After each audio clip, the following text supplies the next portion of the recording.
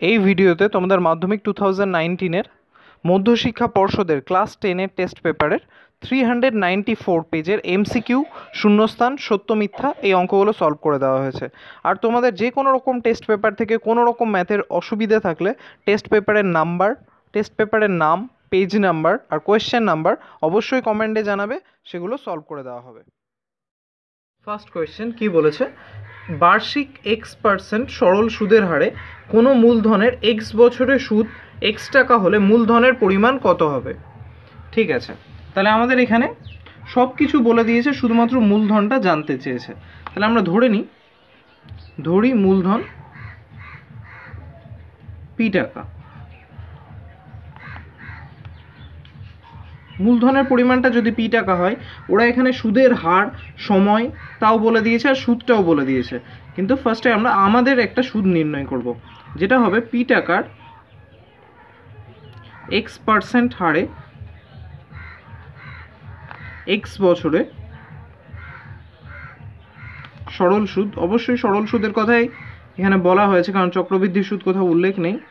সরল সুদ হচ্ছে, আমরা জানি PRT/100 এর ফর্মুলা ওয়াইজ সুদের পরিমাণটা হচ্ছে এটা, p × x ডিভাইডেড বাই 100। এটা হচ্ছে আমাদের নির্ণয় সুদ। এখানে আমরা একটুখানি ক্যালকুলেশন করলে পেয়ে যাই px² ডিভাইডেড বাই 100 টাকা। এটা হচ্ছে আমাদের নির্ণয় করা সুদ। আর প্রশ্নে যে সুদটা উল্লেখ করে দিয়েছে সেটা হচ্ছে x টাকা। তাহলে আমরা প্রশ্নানুসারে করতেই পারবো px² ডিভাইডেড বাই 100 = x। এখান থেকে আমরা আমাদের আসলের পরিমাণ অর্থাৎ p এর মানটা জানতে চাই। তাহলে p = হচ্ছে আমাদের x²/100 টার্মটাকে যদি আমরা এই পাশে নিয়ে আসি, সেটা এরকম হবে 100 ডিভাইডেড বাই x², যেখানে x আর স্কোয়ারের একটা x কেটে গেলে p এর ভ্যালু ইজিলি আমরা পেয়ে যাচ্ছি 100 ডিভাইডেড বাই x। তাহলে ফার্স্ট কোয়েশ্চেনটার অ্যান্সার অর্থাৎ মূলধনের পরিমাণ হচ্ছে 100 ডিভাইডেড বাই x টাকা, সেটা হচ্ছে আমাদের অপশন নাম্বার বি। তাহলে ফার্স্ট কোয়েশ্চেনটার অ্যান্সার হচ্ছে বি অপশন। সেকেন্ড কোয়েশ্চেন বলেছে x ভ্যারাইজেস yz, y ভ্যারাইজেস ab², z ভ্যারাইজেস b/a হয়, তবে x এর মানগুলো তোমরা দেখতে পাচ্ছ a b দিয়ে আছে। তাহলে আমরা x এর সঙ্গে a b সম্পর্ক দেখব, সেটা কিভাবে হচ্ছে। তার জন্য ওরা যা যা ইনফরমেশন দিয়ে দিয়েছে সেগুলো হচ্ছে এমনটা, যে x ভ্যারাইজেস yz, অন্যটা হচ্ছে y ভ্যারাইজেস ab², আর বলেছে z ভ্যারাইজেস b/a। তাহলে এখানে খুব ইজিলি আমরা y = পেয়ে যাচ্ছি ab² k1, যেখানে k1 অবশ্যই একটা অশূন্য ভেদ ধ্রুবক, আর এখানেও আমরা সেইভাবে পেয়ে যাই একটা ভেদ ধ্রুবক নিলে z = k2 b/a, যেখানে এখানে k2 হচ্ছে ভেদ ধ্রুবক। তাহলে k1 আর k2 হচ্ছে ভেদ ধ্রুবক। আর এইখানেও আমরা ঠিক তেমনটাই করে নেব, x = k3 yz। আশা করি তোমরা বুঝতে পারলে। আমরা এখানে x = k3 yz করলাম, যেখানে k3টাও হচ্ছে অশূন্য ভেদ ধ্রুবক, আর yz এর আগেই আমরা মান বের করে রেখেছি ভেদ ধ্রুবক রিলেটেড, সেই মানটা আমরা এখানে বসিয়ে দেবো। তাহলে আমরা x = পাচ্ছি k3, y এর ভ্যালু ab² k1 অর্থাৎ ab² k1, আর z এর ভ্যালু হচ্ছে k2 × b/a। এরপর এই মানটাকে যদি আমরা একটু সুন্দর মতো সাজিয়ে নিই, তাহলে রাশিটা এমনটা দাঁড়াচ্ছে যে x = তোমরা দেখতে পাচ্ছ এখানে তিনটে ভেদ ধ্রুবক আছে, k1 k2 k3। তাহলে ভেদ ধ্রুবকগুলো আমরা বসাই k1 k2 k3। অন্য মানগুলো হচ্ছে ab² × b/a। ওখানে ঘিঞ্জি হয়েছিল, তাই এখানে সুন্দর করে আমরা আলোচনা করছি। যেখানে a কেটে গেলে অন্য টার্মটা থাকছে k1 k2 k3, যেখানে এই তিনটেই প্রত্যেকেই ভেদ ধ্রুবক × b³। তাহলে আমরা ইজিলি পেয়ে যাচ্ছি x ভ্যারাইজেস b³। তাহলে আমাদের অ্যান্সারটা পেয়ে যাচ্ছি x ভ্যারাইজেস b³, যেহেতু k1 k2 k3 তিনটেই ভেদ ধ্রুবক, সুতরাং এদের গুণফলও ভেদ ধ্রুবকই হবে। তাহলে আমাদের সেকেন্ড কোয়েশ্চেনটার অ্যান্সার হচ্ছে option number D, x ভ্যারাইজেস b³।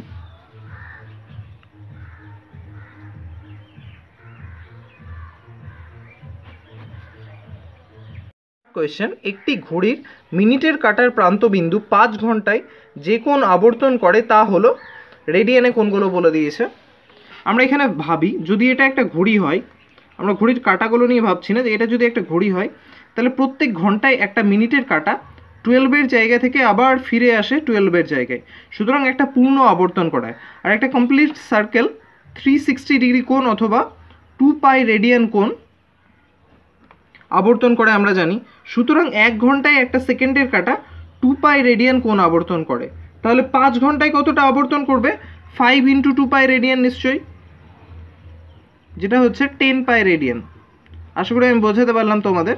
যেহেতু মিনিটের কাটা ধরো সাপোজ 1টা বাজার সময় ঘন্টার কাটা 1-এর কাছে থাকলে মিনিটের কাটা 12-এর কাছে থাকে, আবার 2টো বাজার সময় ঘন্টার কাটা 2-এর কাছে থাকে আর মিনিটের কাটা এই সময়ে একটা পুরো আবর্তন কমপ্লিট করে, অর্থাৎ একটা পুরো সার্কেল কমপ্লিট করে পুনরায় 12-এর জায়গায় ফিরে আসে। সুতরাং 360 ডিগ্রি বা 2π রেডিয়ান কোণ আবর্তন করে 1 ঘন্টায়। তাহলে 5 ঘন্টায় 5 × 2π রেডিয়ান, সুতরাং 10π রেডিয়ান। তাহলে আমাদের থার্ড কোয়েশ্চেনটার অ্যান্সার হবে অপশন নাম্বার ডি।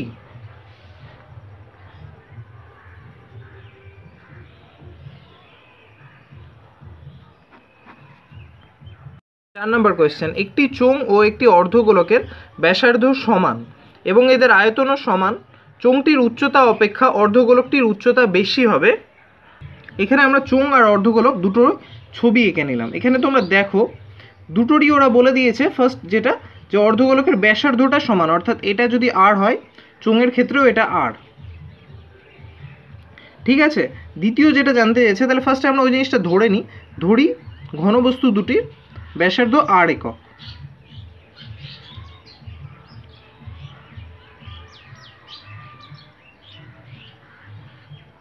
ব্যাসার্ধ আর একক এবং চোঙটির উচ্চতা এইচ একক।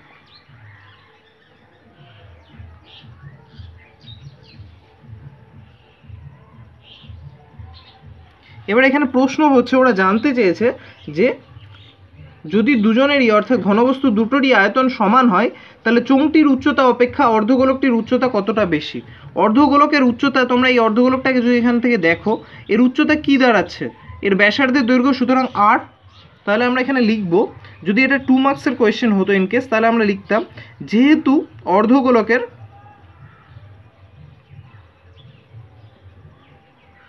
উচ্চতা তার ব্যাসার্ধের সমান,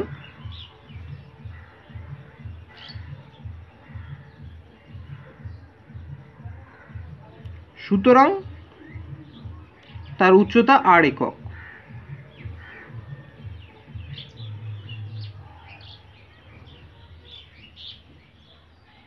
তাহলে আমরা এখানে পেয়ে গেলাম তার উচ্চতা। এবার আমাদের দুটো ঘনবস্তুরই আয়তন সমান বলেছে, তাহলে সেটার পেছনে কাজ করতে হবে। অতএব অর্ধগোলকের আয়তন, প্রশ্ন অনুসারে এখানে আমরা ইকুয়েশন করব, ওই জন্য এককটা লিখবো না, জাস্ট খালি সংখ্যা মানটা লিখবো। অর্ধগোলকের আয়তন সমান সমান চোঙের আয়তন।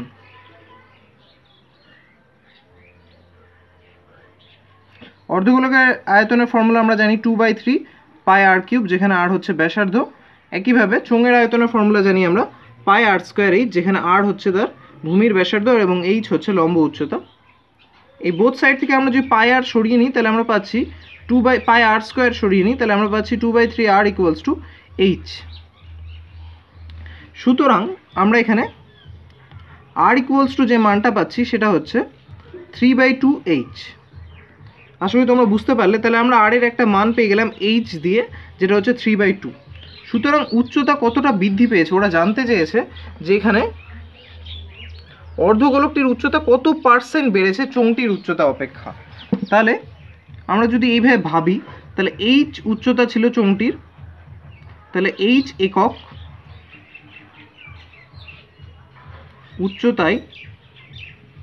উচ্চতা বেড়েছে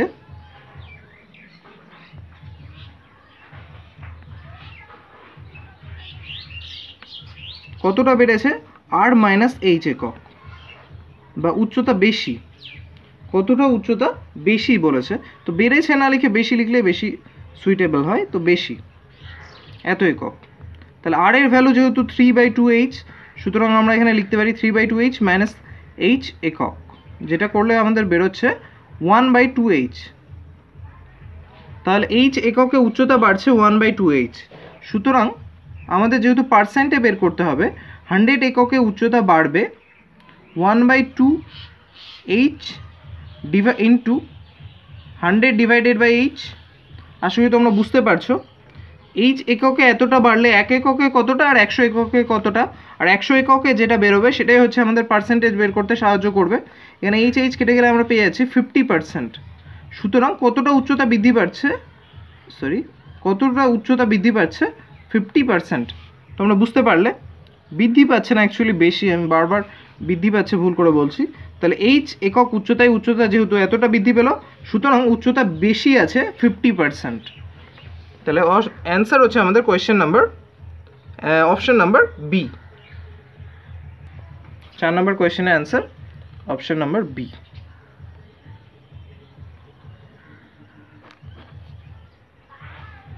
5 নম্বর কোয়েশ্চেন, দুটো পরস্পর ছেদি বৃত্তের সাধারণ জ্যায়ের দৈর্ঘ্য হচ্ছে 24 সেমি। বৃত্তদ্বয়ের ব্যাসার্ধ যদি 15 সেমি ও 13 সেমি হয়, তাহলে তাদের মধ্যবর্তী দূরত্ব কত? তাহলে ফার্স্ট আমরা ছবিটা এঁকে নেব। ধরে নিচ্ছি এটা হচ্ছে একটা বৃত্ত আর এটা হচ্ছে আরেকটা বৃত্ত, এটা হচ্ছে তাদের সাধারণ জ্যা, এটা হচ্ছে বৃত্ত দুটোর কেন্দ্র যথাক্রমে। ওরা এখানে বলে দিয়েছে যে বৃত্ত সাধারণ জ্যায়ের দৈর্ঘ্য 24 সেমি, সুতরাং এটার দৈর্ঘ্য হচ্ছে 24 সেমি। আর বৃত্ত দুটোর ব্যাসার্ধের দৈর্ঘ্য 15 আর 13, এটা বড়, এটা 15 ধরে নিচ্ছি, এটা হচ্ছে এদের ব্যাসার্ধ, এই ব্যাসার্ধের দৈর্ঘ্য হচ্ছে এটা 15 আর এই ব্যাসার্ধের দৈর্ঘ্য হচ্ছে 13। ওরা জানতে চেয়েছে যে তাদের কেন্দ্রদ্বয়ের মধ্যবর্তী দূরত্ব। সুতরাং আমরা যদি এখান থেকে একটা লম্ব অঙ্কন করি, দুটো বিন্দু সংযোজক, এই কেন্দ্রদ্বয়ের মধ্যে দূরত্ব ওরা জানতে চেয়েছে। ভালো মতো যদি প্রশ্নটা আমরা পড়ি তাহলে তোমরা বুঝতে পারবে। এই যে এই জ্যাটা অর্থাৎ 24 সেমি জ্যাটা 24 সেমি, এটা যদি এবি আর হচ্ছে তাদের কেন্দ্র যথাক্রমে আমরা পি কিউ ধরে নিই, তাহলে যেহেতু আমরা পি থেকে এবি জ্যায়ের উপর লম্ব আঁকছি এটা, সুতরাং আমরা ধরে নিচ্ছি লম্বটা এবি জ্যাকে ই বিন্দুতে ছেদ করে। তাহলে এখানে যেহেতু বৃত্তের কেন্দ্রগামী লম্ব কোনো জ্যাকে সমদ্বিখণ্ডিত করে, সুতরাং ই হবে এবি এর মধ্যবিন্দু। একইভাবে কিউ থেকে যদি আমরা লম্ব আঁকি, সেই লম্বটাও তাহলে ই বিন্দুতেই মিলিত হবে। তাহলে পি কিউ ডিস্টেন্সটাই হবে আমাদের বৃত্ত দুটির কেন্দ্রদ্বয়ের মধ্যবর্তী দূরত্ব। তাহলে অঙ্কটা আমরা এইভাবে স্টার্ট করব। যদি এটা 2 মার্কসের অঙ্ক হতো তাহলে তোমরা এইভাবে লিখে নিতে। ফার্স্টে ধরি পি ও কিউ হলো যথাক্রমে 15 সেমি ও 13 সেমি ব্যাসার্ধ বিশিষ্ট বৃত্তের কেন্দ্র, আর এবি হলো তাদের সরল সাধারণ জ্যায়ের দৈর্ঘ্য 24 সেমি।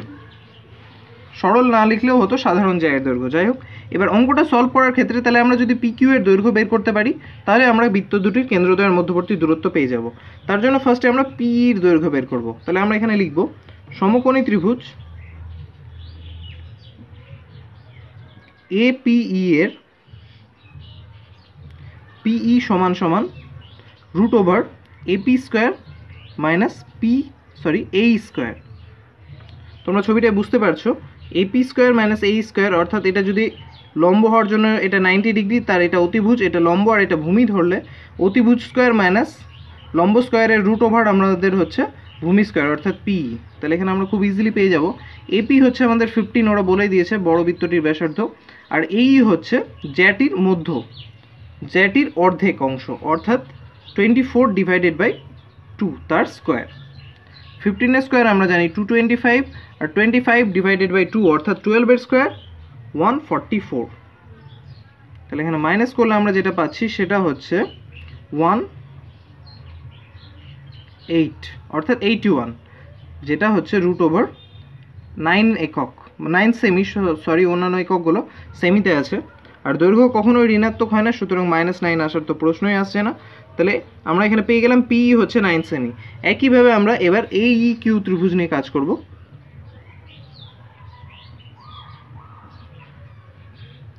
এই কিউ এর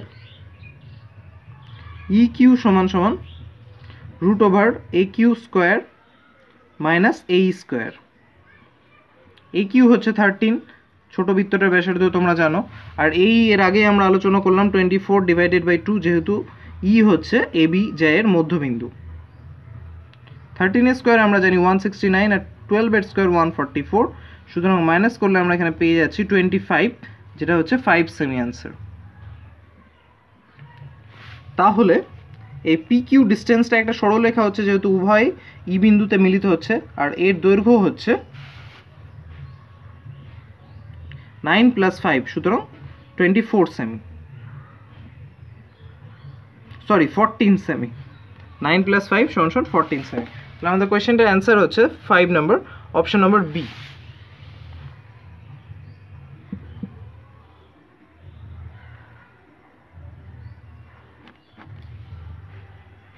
হচ্ছে 6 নাম্বার, এই সংখ্যাগুলোর মধ্যমা হবে জানতে চেয়েছে।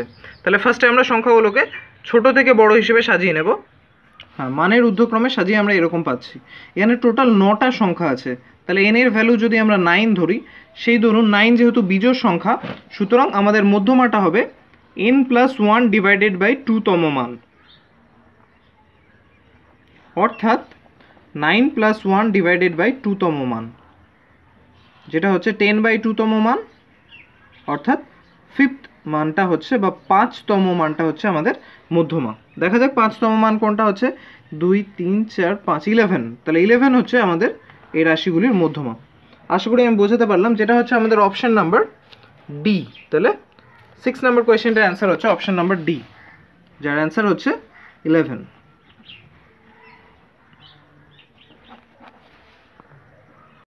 শূন্যস্থান পূরণে ফার্স্ট কোয়েশ্চেন, একটি গ্রামের বর্তমান জনসংখ্যা পি, প্রতি বছর জনসংখ্যা বৃদ্ধির হার 2% হলে n বছর পর জনসংখ্যা কত হবে?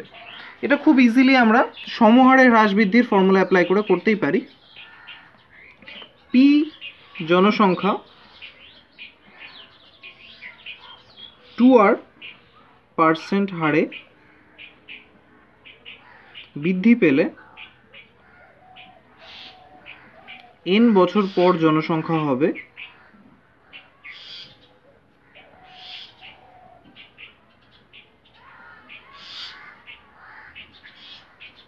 p ব্র্যাকেটে 1 প্লাস, যেহেতু বৃদ্ধি পাচ্ছে সেহেতু প্লাস তোমরা জানো, 2r divided by 100 to the power n, যেহেতু n বছরের কথা ওরা বলেছে। এখানে ছোট্ট একটু ক্যালকুলেট করলে আমরা এখানে পেয়ে যাচ্ছি 2r 100 কাটলে p ব্র্যাকেটে 1 plus r by 150 to the power n, সুতরাং n বছর পর জনসংখ্যা হবে এতজন। তাহলে শূন্যস্থানে অ্যান্সারটা আমরা পেয়ে যাচ্ছি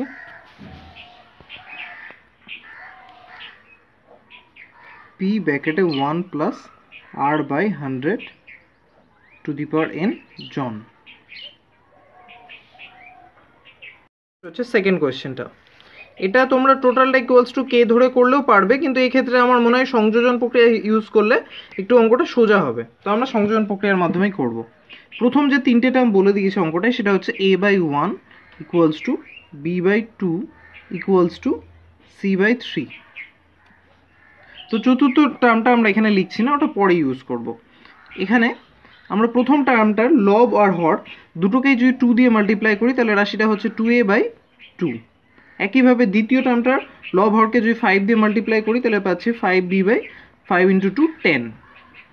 একইভাবে তৃতীয় এই অনুপাতটা লব আর হরকে যদি আমরা -3 দিয়ে মাল্টিপ্লাই করি, তাহলে এটা পাচ্ছি -c ডিভাইডেড বাই -9। এবার এদের মধ্যে সংযোজন করলে আমরা খুব সহজেই পেয়ে যাব 2a plus 5b minus 3c divided by 2 plus 10 minus 9, যেটা ক্যালকুলেট করে আমাদের মান বেরোচ্ছে 2a plus 5b minus 3c divided by 3, কারণ 10 প্লাস 2 হচ্ছে 12, 12 মাইনাস 9 3। এই মানটা হচ্ছে আমাদের বের করা মান।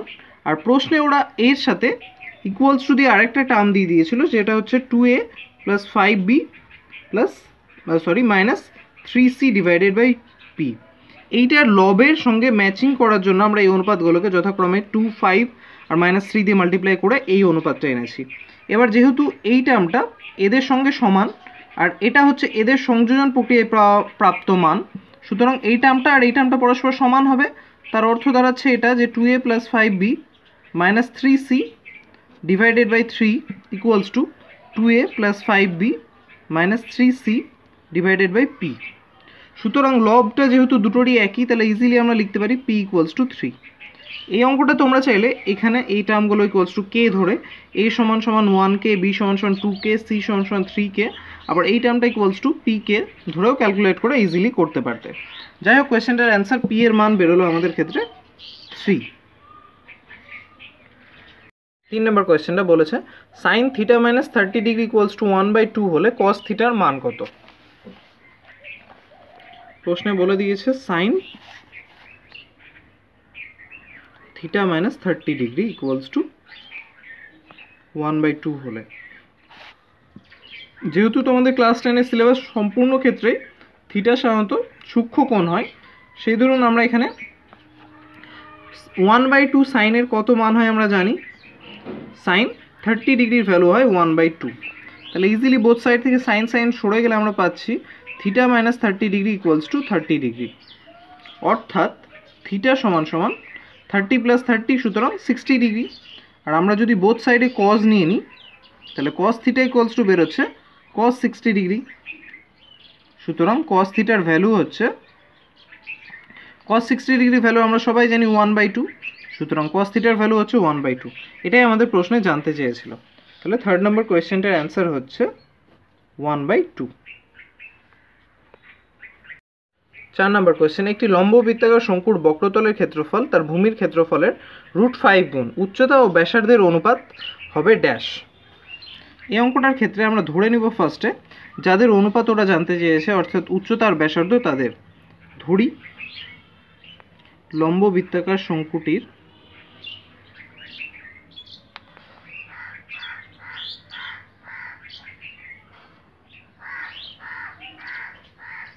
ভূমির ব্যাসার্ধ r একক এবং উচ্চতা h একক।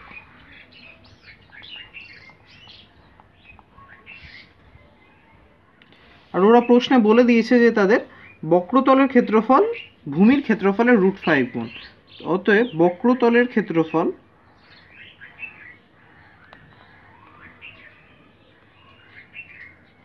সমান সমান √5 ইন্টু ভূমির ক্ষেত্রফল। এটাকে আমরা সমীকরণের আকারে লিখলাম, ওই জন্য খালি সংখ্যা মানগুলো পরবর্তীতে বসাবো। বক্রতলের ক্ষেত্রফল আমরা জানি শঙ্কুর বক্রতলের ক্ষেত্রফল πr/l, যেখানে r হচ্ছে ভূমির ব্যাসার্ধ, l হচ্ছে তির্যক উচ্চতা। বাট আমরা এখানে এলটা যেহেতু বের করিনি আর এল এর রিলেশনও আমাদের এখানে লাগবে না, সুতরাং এলটাকে আমরা যে ব্যাসার্ধ আর উচ্চতা অর্থাৎ লম্ব উচ্চতার ফর্মুলায় আনা যায় সেখানে লিখবো, অর্থাৎ এল ইকুয়ালস টু আমরা এখানে লিখবো r² + h²। আর ভূমির ক্ষেত্রফলের ফর্মুলা জানি আমরা πr², যেন r² হচ্ছে ভূমির ক্ষেত্রফল, আর হচ্ছে ভূমির ব্যাসার্ধ। বোথ সাইড থেকে পায়ার সরিয়ে নিলে আমরা এখানে পাচ্ছি r² + h², সুতরাং √5 ইকুয়ালস টু √5r। এবার আমরা বোথ সাইড হোল স্কোয়ার করলে এক সাইডে রুটটা উঠে যে পাবো r² + h², আর এখানে আমরা পাবো √5 এর রুট উঠে গিয়ে 5 আর r এর স্কোয়ার হয়ে r²। তাহলে আমরা এখানে ইজিলি, যেহেতু ওরা উচ্চতা আর হচ্ছে ব্যাসার্ধের অনুপাত জানতে চেয়েছে, সুতরাং আমরা এটাকে এইভাবে যদি বের করি h² equals to 5r² - r², সুতরাং দাঁড়াচ্ছে h² ইকুয়ালস টু 4r², যার অর্থ হচ্ছে h² / r² ইকুয়ালস টু 4/1, বা h / r ইকুয়ালস টু √4/1। আর অনুপাত সাধারণত মাইনাস হয় না, তাহলে আমাদের অনুপাতটা বেরোচ্ছে h / r ইকুয়ালস টু 2/1, সুতরাং h/r সমান সমান 2:1। তাহলে কোয়েশ্চেনটার অ্যান্সার আমরা পেয়ে গেলাম 2:1। 4 নম্বর কোয়েশ্চেনের অ্যান্সার 2:1। নম্বর কোয়েশ্চেন দুটি বৃত্ত পরস্পরকে ছেদ বা স্পর্শ না করলে বৃত্ত দুটির সর্বাধিক ড্যাশটি স্পর্শক অঙ্কন করা যাবে। তাহলে আমরা যে ছবি আঁকি এমনটা, দুটো বৃত্ত পরস্পরকে স্পর্শ করেনি, তাহলে আমরা দুটো বৃত্তের ক্ষেত্রে এদের দুটো তির্যক স্পর্শক আঁকতে পারবো, এমনটা একটু ভেতর দিয়ে হয়ে গেল, যাই হোক এমনটা। আর দুটো সরল সাধারণ স্পর্শক আঁকতে পারবো, এমনটা। সুতরাং টোটাল 4টে স্পর্শক আঁকা যাচ্ছে। দুটো বৃত্ত পরস্পরকে যদি ছেদ না করে তাহলে কটা স্পর্শক আঁকা যাচ্ছে? 4টি। 6 নম্বর কোয়েশ্চেন একটি শ্রেণীর n সংখ্যক সংখ্যার যৌগিক গড় যদি x বার হয় তাহলে প্রথম n-1 সংখ্যক সমষ্টি যদি k হয় তাহলে n-তম সংখ্যাটি কত হবে?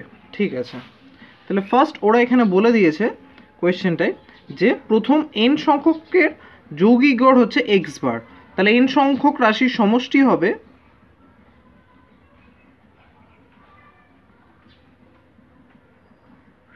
আমরা জানি সমষ্টি কিভাবে বের করতে হয়, গড় ইন্টু সংখ্যামান, যৌগিক গড় ইন্টু সংখ্যামান। সুতরাং এখানে আমরা পেয়ে যাচ্ছি n সংখ্যক রাশির সমষ্টি হচ্ছে nx বার, যেহেতু প্রত্যেকের যৌগিক গড় হচ্ছে এক্স বার। তাহলে এখান থেকে n সংখ্যক রাশির সমষ্টি যদি n এক্স বার হয়, আর তার মধ্যে প্রথম n-1 সংখ্যক রাশির সমষ্টি যদি k হয়, তাহলে ইজিলি প্রথম n-1 সংখ্যক রাশির সমষ্টি তো k, তাহলে লাস্ট যেটা পড়ে থাকলো সেই সংখ্যাটা আমাদের যদি পেতে হয়, অর্থাৎ n-তম সংখ্যাটি হবে n এক্স বার মাইনাস কে। এভাবে ইজিলি আমরা n-তম সংখ্যাটা পেয়ে যাচ্ছি, যেটা হচ্ছে এই যে n-তম সংখ্যাটা এখানে আমাদের প্রশ্নে জানতে চেয়েছে, তার প্রশ্নটার অ্যান্সার হচ্ছে আমাদের ক্ষেত্রে n এক্স বার মাইনাস কে। সত্য মিথ্যা 3-এর ফার্স্টের কোয়েশ্চেনটা, একই আসল একই সুদের হারে একই সময় চক্রবৃদ্ধি সুদ সর্বদাই সরল সুদ অপেক্ষা বেশি। কারণ আমরা এই জিনিসটা জানি, চক্রবৃদ্ধি সুদ অধিকাংশ ক্ষেত্রেই সরল সুদ অপেক্ষা বেশি, কিন্তু যখন 1 বছরের ব্যাপারটা হয় আর সুদের হার যদি, অর্থাৎ সুদের সময়ের অন্তর সুদের সময়ের অন্তর যদি 1 বছর হয়ে থাকে, তাহলে সেই ক্ষেত্রে সরল সুদ আর চক্রবৃদ্ধি সুদের পরিমাণ সমান হয়। কিন্তু এক্ষেত্রে কিন্তু কখনোই বলেনি যে 1 বছর বাদে অন্য ক্ষেত্রে, ওরা বলেছে একই আসল একই সুদের হারে একই সময় চক্রবৃদ্ধি সুদ সর্বদাই সরল সুদ অপেক্ষা বেশি। সর্বদাই নয়, কারণ বছর যদি 1 বছর হয় সেক্ষেত্রে সরল সুদ আর চক্রবৃদ্ধি সুদের পরিমাণ সমান হবে। সুতরাং বিবৃতিটা মিথ্যে।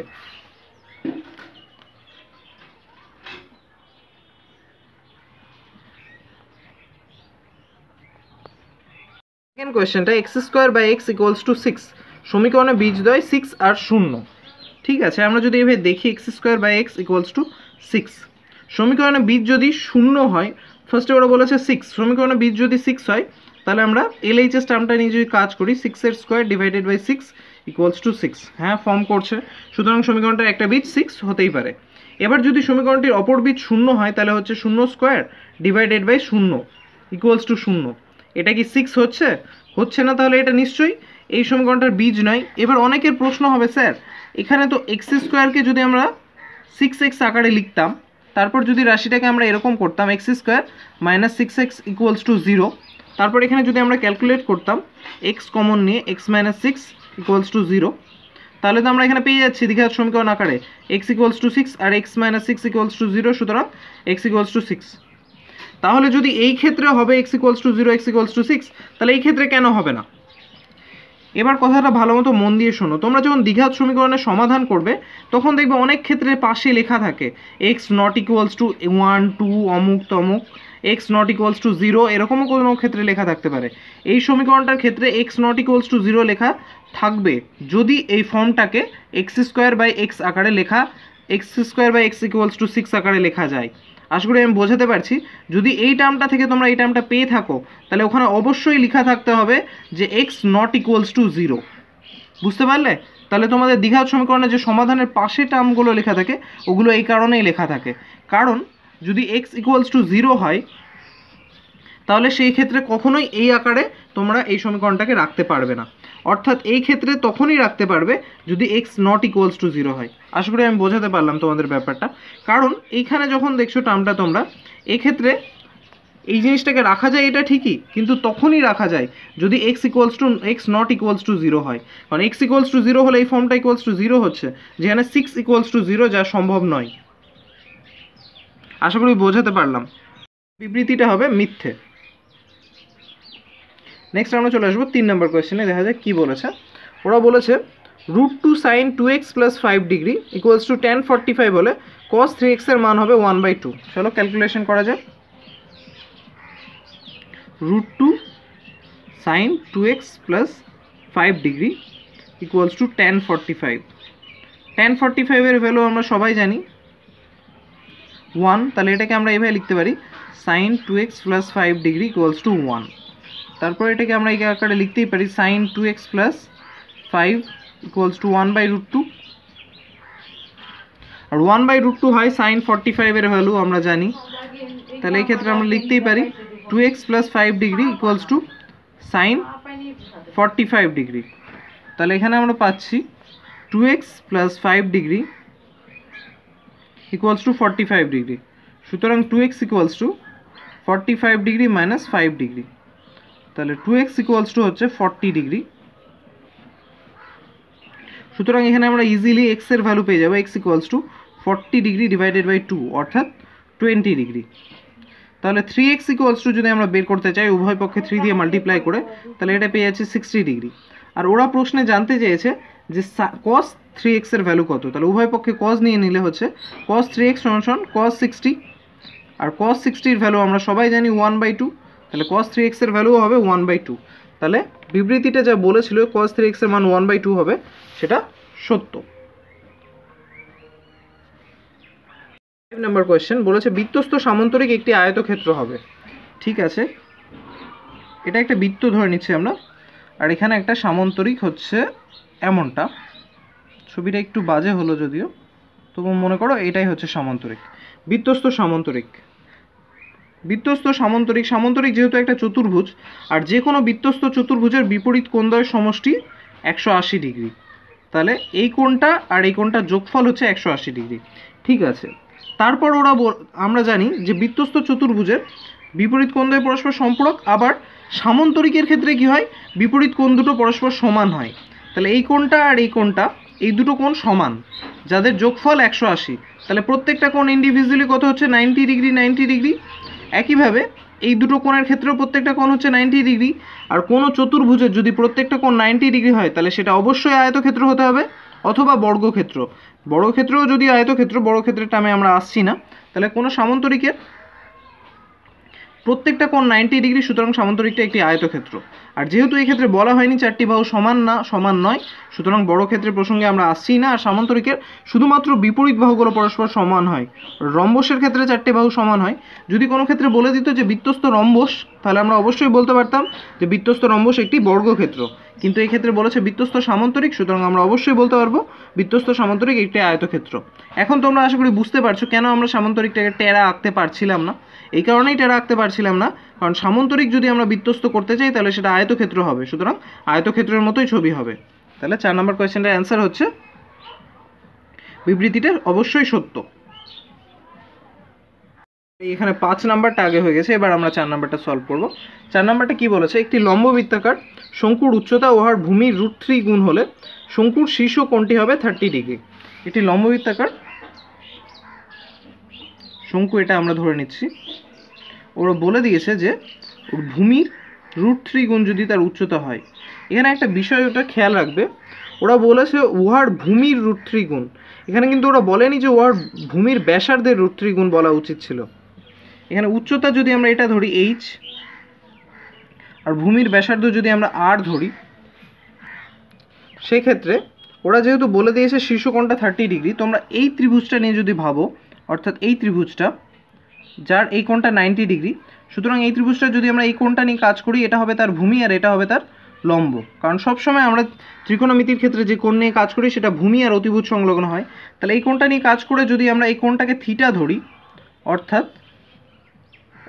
শঙ্কুর শীর্ষ কোণটাকে যদি আমরা থিটা ধরি, শীর্ষ কোণের অর্ধেক অংশটাকে মানে অর্ধ শীর্ষ কোণটাকে যদি আমরা থিটা ধরি, সেক্ষেত্রে হচ্ছে আমাদের tan theta equals to h/r। এবার আমি তোমাদের মনে করিয়ে দিই যে ওরা ফার্স্টেই বলেছে যে শঙ্কুটার উচ্চতা অর্থাৎ h এখানে তার ভূমির √3 গুণ, যেখানে ভূমির ব্যাসার্ধের √3 গুণ বলা উচিত ছিল। তাহলে h ইকুয়ালস টু √3r। তাহলে এখানে আমরা পেয়ে যাচ্ছি tan theta equals to √3r/r, সুতরাং √3, যেখান থেকে আমরা tan থিটা সমান সমান লিখতেই পারি tan 60 ডিগ্রি, যার ফলে আমরা এখানে থিটার ভ্যালুটা পেয়ে যাচ্ছি 60 ডিগ্রি। আর থিটা যদি 60 ডিগ্রি হয় তাহলে সম্পূর্ণ কোণটা হবে 120 ডিগ্রি। আর ওরা এখানে বলেছে শঙ্কুর শীর্ষকোণ 30 ডিগ্রি, যেটা কোনো মতেই সম্ভব হচ্ছে না। তাহলে এই প্রশ্নটার অ্যান্সার হবে মিথ্যা। এবার আমরা চলে আসবো 6 নাম্বার কোয়েশ্চেনে। তোমাদের আগে বলে দিই 5 নাম্বারটা আগে করে দেওয়া হয়েছিল 4-এর, ওই জন্য আমরা 4-এর পর এবার 6 নাম্বারটা করছি। এখানে বলেছে রাশি দিয়ে দিয়েছে এদের সংখ্যা গুণমান 10।